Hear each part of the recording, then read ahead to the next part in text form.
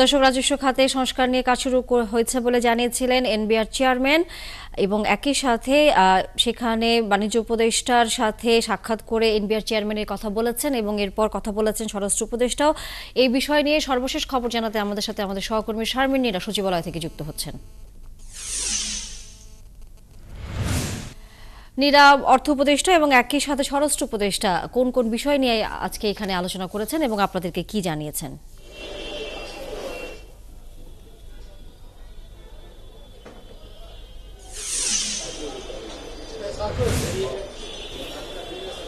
ধন্যবাদ আপনাকে।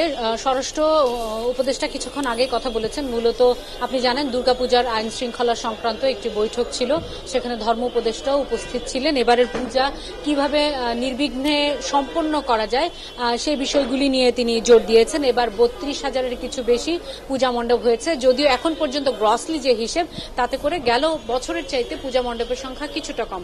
রাজধানীতে ১৫৭টি, দক্ষিণ সিটিতে এবং উত্তরে ৮৮টি পূজা মণ্ডপ হবে এবং পূজায় সার্বক্ষণিক নিরাপত্তা দেওয়ার জন্য যেসব ব্যবস্থা সেগুলো নিয়ে কথা হয়েছে। তবে গণমাধ্যম কর্মী হিসেবে আমাদের আসলে প্রশ্ন ছিল যে যেহেতু পুলিশ এখনো পর্যন্ত পুলিশের ইমেজ নিয়ে, ভাবমূর্তি নিয়ে নানা ধরনের প্রশ্ন উঠেছে, পুলিশ আসলে অ্যাক্টিভভাবে কতটা কাজ করতে পারবে সেই প্রশ্নের যদিও সদুত্তর মেলেনি। তবে এবার স্বেচ্ছাসেবকরা রোটেশনালি কাজ করবে এবং মাদ্রাসার শিক্ষার্থীরা যদি হিন্দু সম্প্রদায়ের বা সনাতন ধর্মাবলম্বীরা চায় তাহলে মাদ্রাসার শিক্ষার্থীরা এবার স্বেচ্ছাসেবক হিসেবে কাজ করার আগ্রহ পোষণ করেছে, এমনটা ধর্ম উপদেষ্টা আমাদেরকে জানিয়েছেন। অর্থাৎ সম্প্রীতির যে বাংলাদেশ সেটিরই যেন ছবি ফুটে উঠবে, এমনটা আজকের বৈঠক শেষে অন্তত মনে হয়েছে। পাশাপাশি বর্ডার কিলিং নিয়ে কথা হয়েছে এবং বর্ডার কিলিং বন্ধের জন্য কর্তৃপক্ষকে নির্দেশ দেওয়া হয়েছে, আদেশ দিয়েছেন, এমনটা বলেছেন স্বরাষ্ট্র উপদেষ্টা।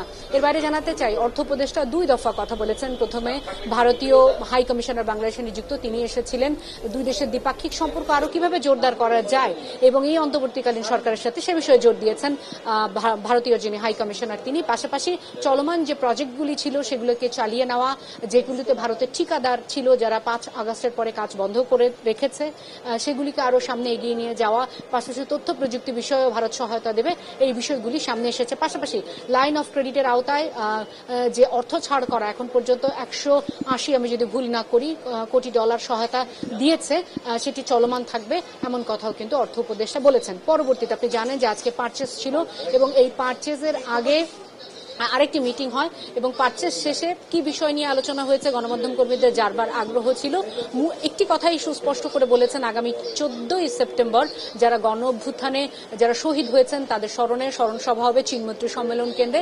সেখানে ৫ কোটি টাকা খরচ সহ ধরা হয়েছে এবং ধারণা করা হচ্ছে শুধুমাত্র যারা হতাহত পরিবারই নয়, দেশ বিদেশ থেকে অতিথিরা হয়তো এখানে আসবেন। তবে এটা সুস্পষ্ট করে যারা বৈষম্য বিরোধী ছাত্র আন্দোলনের সাথে জড়িত তারাই আসলে এই সিদ্ধান্তটি নেবে এমনটা বলেছেন। আমরা এই মুহূর্তে অসংখ্য ধন্যবাদ শারমিন নীরা। আমরা নিশ্চয়ই ফিরবো আবার আপনার কাছ থেকে বিস্তারিতভাবে উপদেষ্টাদের যে বৈঠকগুলো হয়েছে বিভিন্ন মন্ত্রণালয়ের তার খবর জানবার জন্য। দর্শক, সহকর্মী আমাদের সাথে শারমিন নীরা এখন সচিবালয় থেকে যুক্ত ছিলেন।